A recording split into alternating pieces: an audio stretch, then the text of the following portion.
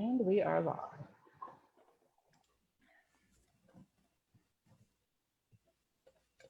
Yeah, and it is 6 o'clock. Okay, Worship. great. Okay, thank you. Good evening, everybody. I would like to call our meeting to order. Before we go into an approval of the agenda, there was just a few things that I wanted to say. I think, you know, during these times, it's important to point out some people that have been doing some really special things. So tonight I wanted to talk about some people in Oxford that have been doing some great things, and I wanted them to know that we as a council notice what they've been doing. So first of all, I'd like to acknowledge Jayla and Jersey Spence and their sister Olivia Millay. And they got together and started doing a craft project, decided that it was a great idea to sell some of their crafts. And when they were done, they took some money to cover their expenses and help with the family trip, but the rest of their money they donated to our local food bank. And I just wanted to say to them that that makes us all very proud of what they did, and just to show them that, you know, that was a wonderful thing. The other two people that I want to recognize tonight are some parents of our graduating class, the class of 2020 here in town. Probably you've heard, I'm not sure if you have heard or not, but there's going to be banners that go down along Main Street of our graduates. And you know, these types of things just don't happen overnight. They actually, that plan was put in place a couple of months ago, and these parents have been working very hard. So Shelley Mattinson and Carly Moore, I just want to say thank you very much for all your hard work that you've been doing. I know that you have gone above and beyond to try to collect money. I think it's safe to say that no graduate has to pay for their banner that goes up. They were able to get enough donations that all the cost was covered.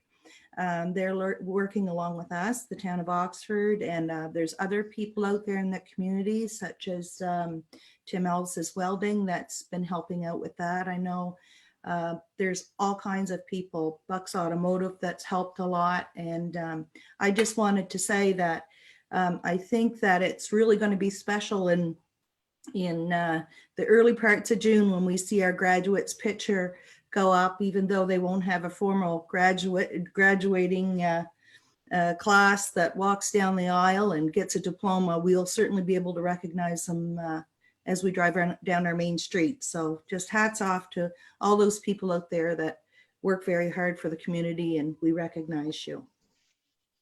So I think we should give them a hand.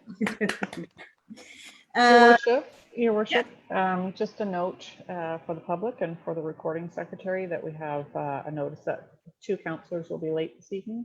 Certainly. Councillor Colburn and Councillor Sweet. Okay, thank you very much. Council, you do have your agenda before you. I do need an approval of the agenda before we proceed. Okay, move by Councillor Clark. Raise your hands.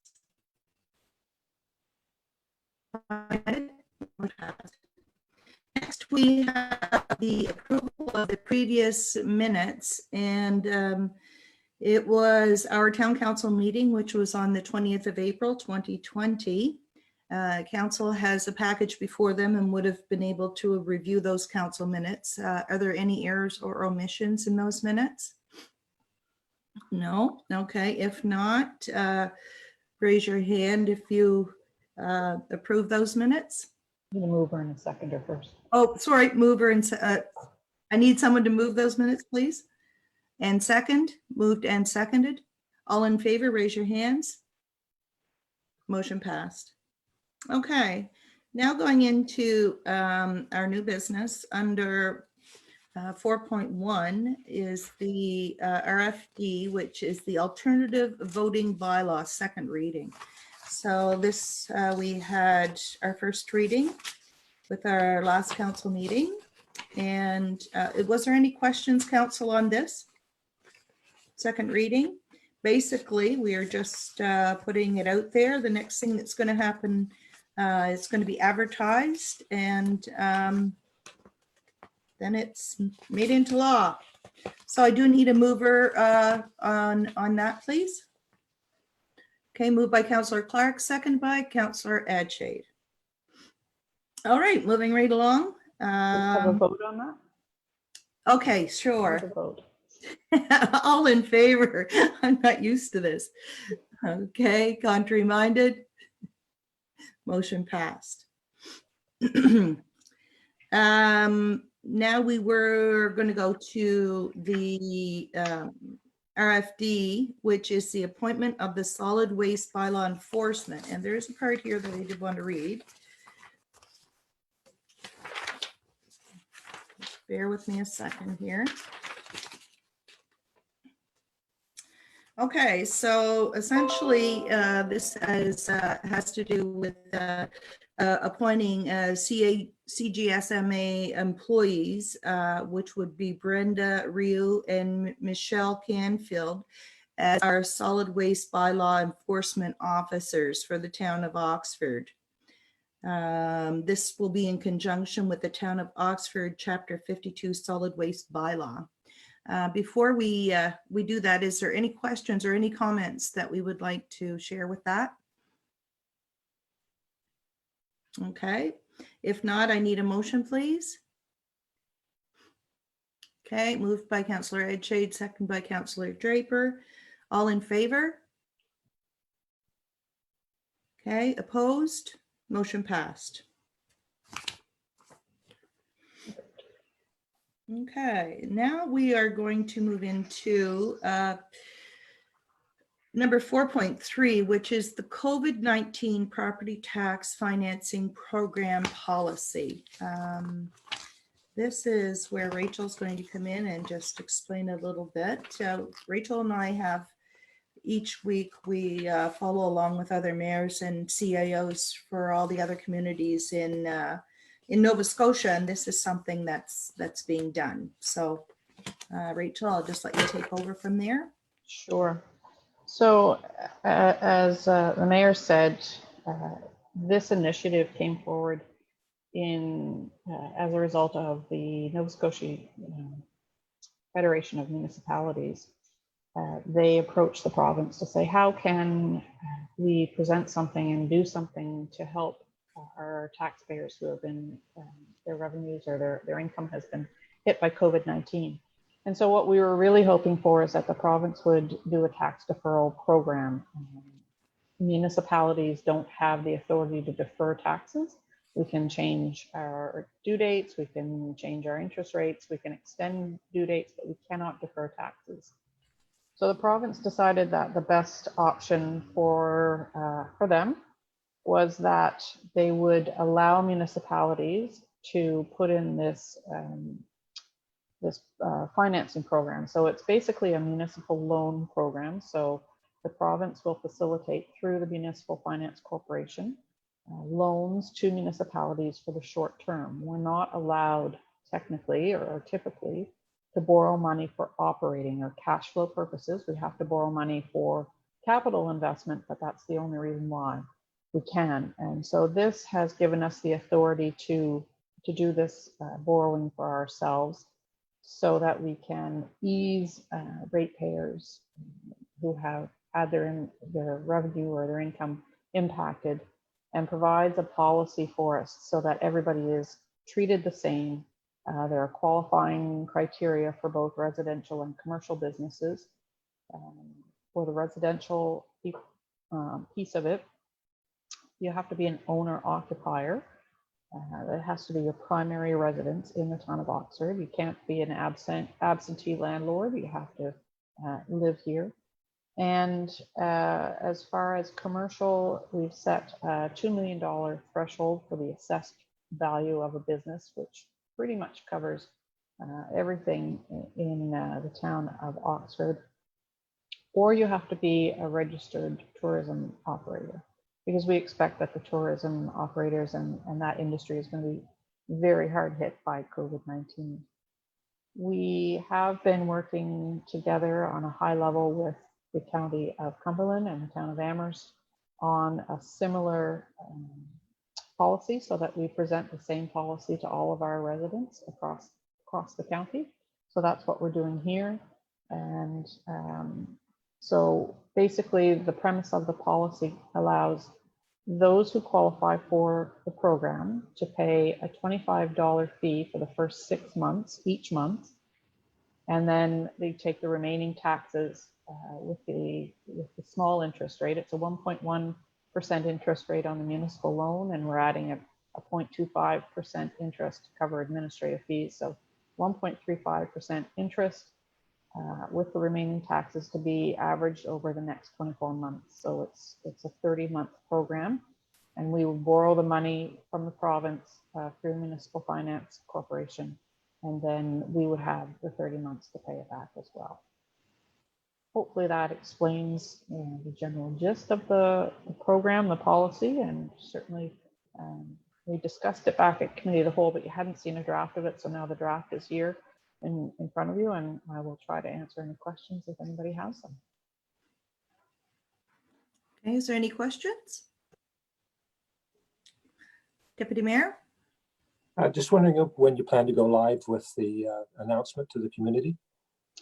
So we would, if council approves it tonight, then we will send out a notice. Certainly we'll do social media, we'll send it out to the media, and we plan to do a one-pager mail out to all residents so that they're fully informed of it, and give them almost the whole month of June. So try to get a 30-day window to be able to make application. We'll have all of the applications in and be able to decide by the end of June who qualifies, and then put that in place for each one of them. Thank you. Okay. Is there any other questions? Okay, thank you, Rachel. So the motion would read, the Town of Oxford approve the COVID-19 property tax financing program policy as presented. And further, that due to the COVID-19 pandemic, the Town of Oxford waive interest on the current 2021 property tax accounts for the month of June 2020, and accounts that remain outstanding after June 30th will attract interest. And I think this part bears big importance, and that is, and further, that any and all outstanding taxes for previous fiscal years will continue to attract interest. Okay, I need a mover and a seconder for that, please. Moved by Councillor Clark, second by Councillor Thompson. All in favor? Contrary minded? Motion passed. Okay, next we're going to move in under 4.4, and this is the asset management cohort program. You'll see that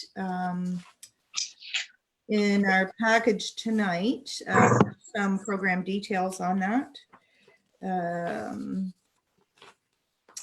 We do need to approve some funding for this. As you can see, hello, Councillor Colburn.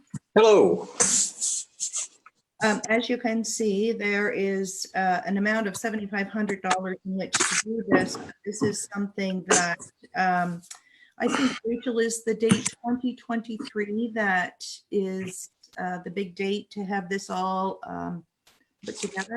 So 2023 comes into play when the gas tax agreement is between the federal government and the provincial government.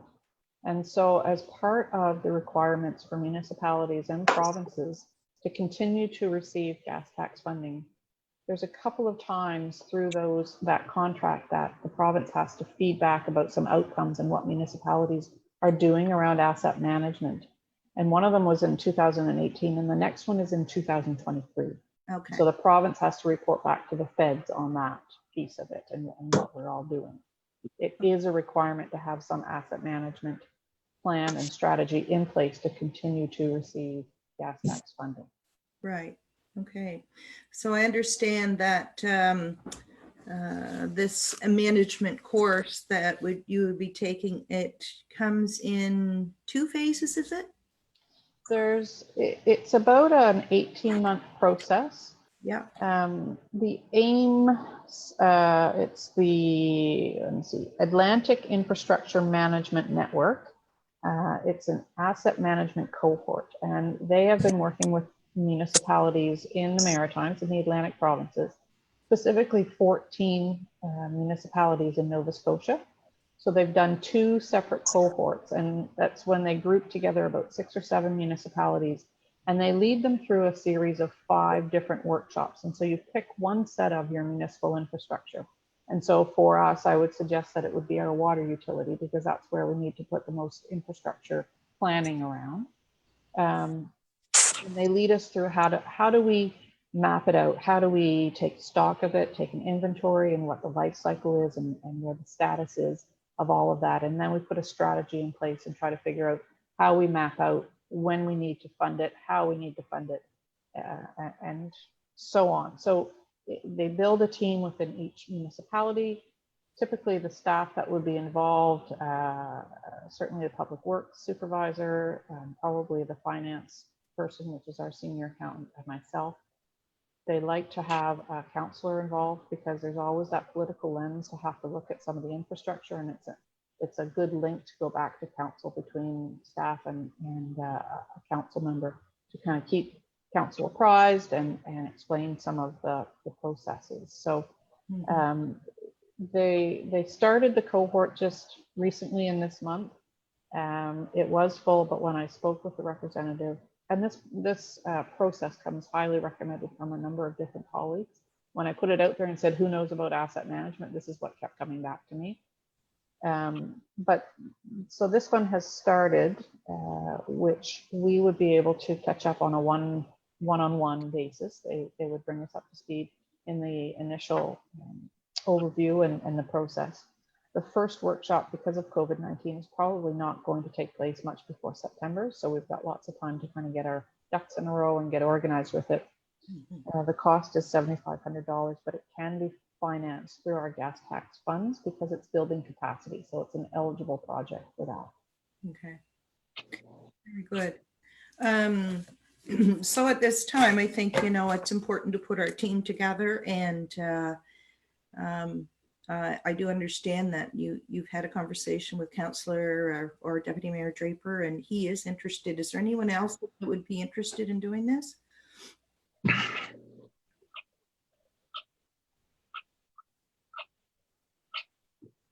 I have a question. Certainly. With municipal count, like with us starting a program like this or going through this exercise, and we put someone on it that isn't going to run in the fall, or, you know, so where does that take? Where does that put us? Just hit or miss? Then we just reappoint somebody through the Okay. process. I don't think we'd be very far along, that it wouldn't be difficult to catch up with. Okay. So any of the training and stuff, is that through the day or is it evening, online? Okay.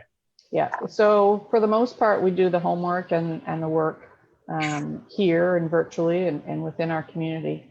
But the 5 different workshops, those are generally times when we come together as a group, as that cohort. So we have all of those municipalities in one room and we work through the process. We learn from each other, we get ideas from each other. And so it is a face-to-face, a day-long process. I guess I would be willing to help out as much as I could without, like, I just can't take time off work to go. So if there is something that needs to be done or something that I can do in the evenings or just to learn or to do things, then I'd be willing to go too. But you guys can figure it out and let me know. Okay. Also, Councillor Draper did step up and say that, Councillor, you're interested in doing it as well? Okay, very good. So we'll let you two work that out between yourselves. Okay. All right. I didn't have to make a motion there, did I? Yes, please. Yes. We'd like to approve the funding of $7,500 Right. from the town of Oxford's gas tax fund to participate in the program. Excellent. Okay. Can I have a mover and a seconder, please?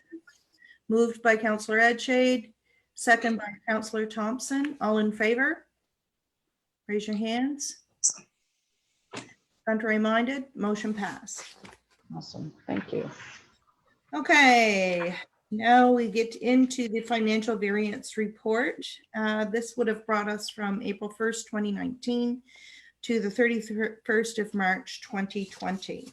Councils all have the opportunity to review those, and this is your opportunity now to ask questions, concerns, praise, anything. Maybe I can perhaps set the stage for some of it as well. If Sure. you'd like, I can do a bit of an introductory.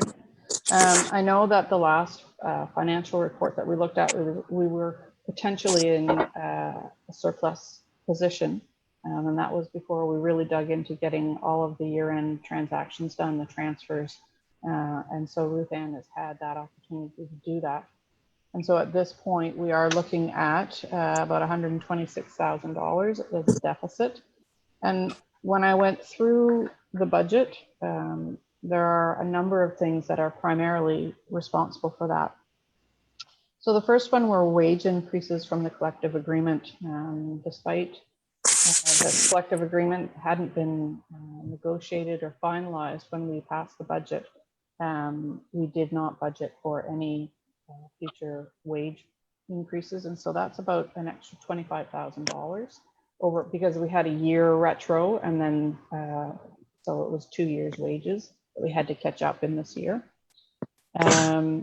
The sinkhole expense, there's about $35,000 from the province that they provided for the cost of that. That should have been brought over to this year, and it didn't seem to make it in. So it's a conversation that I'll be having with the auditor to see where that is, and if we need to restate the 2018-19 statements and bring that forward, which would help balance this year. I'm not sure. Another piece of it was the conversation that we had around using strictly salt for winter maintenance rather than the salt and sand combination. So that cost us about an extra $19,000 just to do the salt alone, which we had not decided when we approved the budget. So that was after the fact. The extra accounting and the audit fees, we had a lot of audit fees because we didn't have that expertise in-house. And Kevin Matheson came in and helped us with the year end. So that's about an extra $25,000 there. Maintenance to the town hall and rink, some unexpected issues that came up that had to be dealt with based on occupational health and safety and just the management of buildings. It was about $30,000. And our tipping fees at CGSMA were well over. Everybody seemed to have much higher quantities. It was just the trend overall. And that was an extra $22,000. So when you total all of that, it's about an extra $156,000, and our deficit is at $126,000. So overall, I think we were generally on budget for the most part, where there were some things that changed through the course of the year, some things that we hadn't anticipated. We generally have a very bare bones, very basic budget without a lot of wiggle room, without any contingency. So any overages, just there's no room for those to be absorbed into our budget. And so I just offer that as a little bit of information that might answer some of the questions that council has, but if you have more, then I'll certainly try to answer them, or I'll have to get back to you with the answers. Okay.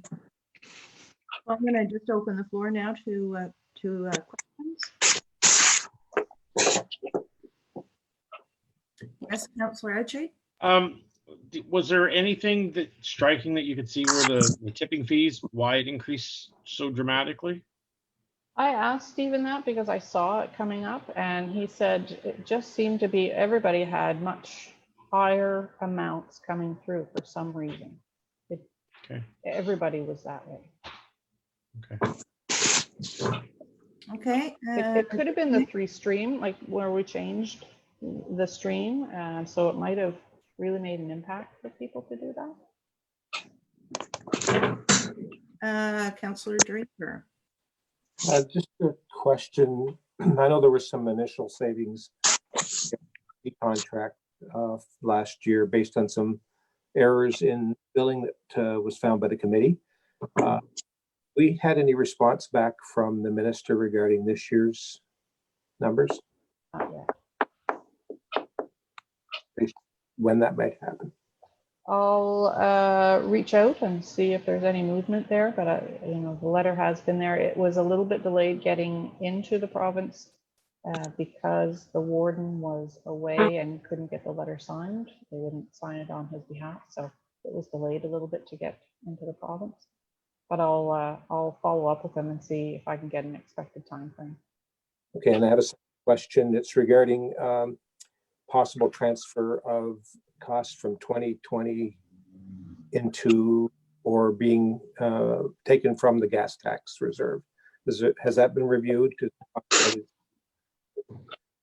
Out of the gas tax reserve to pay for some of the costs that were incurred to put us over budget? We're not allowed to use the gas tax for those expenses. I understand. I'm just wondering if there's anything in there that might qualify. No, because gas tax has to be capital, and this is our operating budget. Thank you.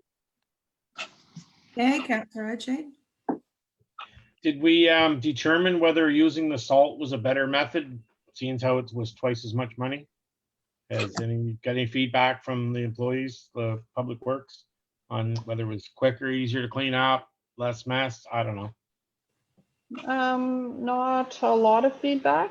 I think we did our cleanup fairly quickly this year, but there weren't a lot of cars around either to be able to kind of get in the way. So we were kind of on lockdown at that point. I didn't get a ton of feedback. I don't know if the residents noticed very much, or the businesses. We haven't heard anything. I haven't heard anything. Okay. Anybody else? Councillor Thompson? Did the salt make any difference in the drains this year? Not You that don't I've know? heard. Not Okay. that I've heard. Because last year they were a mess with the sand, right? Yeah, well, there's probably a couple of reasons for the drains to be a little bit overwhelmed with that, but some of them just need to be repaired anyway. And Okay. some of them are clogging up with sand.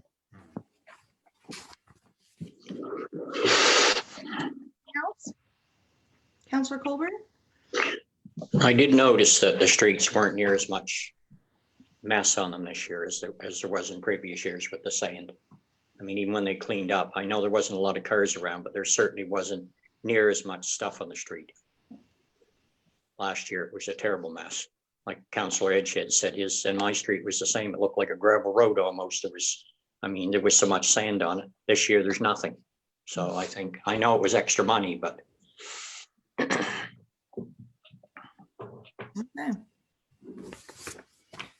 All right. Moving on. I think is there any other questions for the financial report? Okay. That's just a report. We don't need to make that. That's right. So we needed to have that year-end number before we could really plug very much into the next year budget, because if we are in deficit, then that has to be the first charge on our next year's budget. So we'll have to find a way to fund that. Mm-hmm. So council, that may involve maybe having an extra meeting next month to get that all put together, and just we will keep you abreast of what's happening, so we get our budgeted on time. Next, we're going to go to our reports, and we have a Public Works report. And was there any questions on that report? I did talk about the different streets that they're going to be looking to pave, and about some work on the sidewalks. I spoke with the supervisor today, and he's anticipating sidewalks, maybe some work starting this week, if not next week, and then the sidewalk or the crosswalks to follow from there. It's still a little bit cool for drying. Takes a little bit of time to do that. So the weather over the next week is supposed to really improve, so we should be able to start getting at those crosswalks in the next week or two. Oh, great. We look forward to that. It always looks so nice. Yes, Councillor Draper. Still having concerns about Water Street. And I know that that's part of our maintenance budget as opposed to the capital paving. But I just have concerns about whether we're going to have enough money in the maintenance budget to do the necessary work that needs to be done there. So there's 4 or 5 spots from the bridge to the corner of Main where they're extremely bad, and we need to do something there because it looks like a race car track many days with vehicles going down that street trying to avoid potholes and whatnot. So just kind of wondering where we are or whether we should possibly convert some of the monies from the back streets onto that particular street to get it up to a level where it's acceptable for people to drive on. Any other thoughts? Okay, thank you. Duly noted. I'm sure that will be passed along. Right, and any other comments on the Public Works report? Okay, if not, I would like to go into correspondence. We got a nice letter from Nova Scotia Community College, and this year, for the first time, they actually let us know who some of their local residents that would be receiving bursaries. So there was 2 people from town, and they are Megan Corbett, and she's in practical nursing, and she will be graduating in 2021. She received a bursary, and Ruby Hannah, who's in the social services course, also received a bursary. She'll be in the class of 2020. So it was very nice to get that information and just to know that the bursaries that we send forth help people out, and we think that's great. That was the $5,000. That was the $5,000 contribution. Right. Yeah. So the town of Oxford makes a $5,000 a year contribution to Nova Scotia Community College. How long, Rachel, does that go on for? Last year was the first year, and it's a 5-year, so it's a total of $25,000 over 5 years. Right. I believe that's what it was. Yes. Okay, that's great. Okay. If there is nothing else, I would like to call for adjournment. Is there something else, or you're calling for adjournment? Councillor Headshape. You mentioned earlier this evening about some people that have been doing some work around town, and over the weekend, we all know that Maxine and Al Clark have been over working on the bunny trail extensively. And hopefully there's some people watching on Facebook when I make this comment, but over the weekend, someone went in there with 4-wheelers, tore the trail up, tore the bridge out, stole signs. It's really disheartening to people like that to put all that effort and stuff into it and see it. So I would like to maybe mention to the people in town, if they see any activity like this going on, call the RCMP or DNR or somebody, because it's a shame, because those people have put blood, sweat, and tears into it. And, they're definitely recognized for it around town and everything. And I just want everyone to keep being the lookout for any kind of, disruption that's going on in these areas, because everybody works really hard to get these here for everyone. And from what I understand, there's 40 to 50 people using that trail every day, like from all ages. I even seen a picture of Dave Wood, who's 80 years old or 70 some years old, out on it here a few weeks back and stuff. So everybody is using that trail. And it's a shame that there's idiots in this town that continually try to destroy the things we're trying to build. So that's my gripe for the day. Well, thank you very much. And I think that's a good point, that we need to certainly make sure that that Al, Maxine, Clark are recognized for all the hard work that they do. They're volunteers of the year.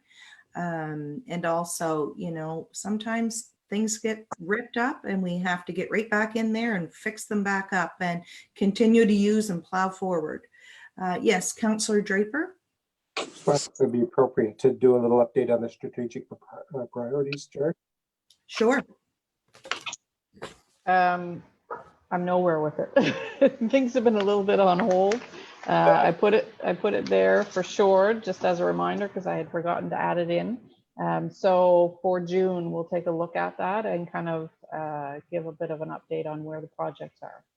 Yeah, just from a qualification point of view, I understand that there's other priorities that have stepped in the way since this COVID-19 has started, to keep us informed of where we are, particularly around unsightly premise and tax sales would be helpful. Yeah, for sure, definitely. Okay, Councillor Colburn. I just have a question. How much are the bursaries for? Like, is that like $5,000 divided up amongst several different people? Oh, yeah, yeah. Yeah. I mean, I think that's given to NSCC to use at their discretion, but they just wanted to know some of the recipients that received money come from Oxford. So, Yeah. So is it divided up like amongst equal amounts, like $500 or $250 for everybody, or does it vary? I think it's it based varies. on need. It's Yeah. based on need. Okay. Yeah. Thank you. You're welcome. Okay, is there anything else? If not, I will see you all on Facebook Live in 2 weeks' time, and see you, Rachel, later on. And So maybe we can get a mover and a seconder for this adjournment, and then I I'll will take it off. and we're going to need a mover and a seconder to adjourn this meeting. So moved and seconded. All in favor? Motion passed. Okay, good night, everybody. Thanks, everybody.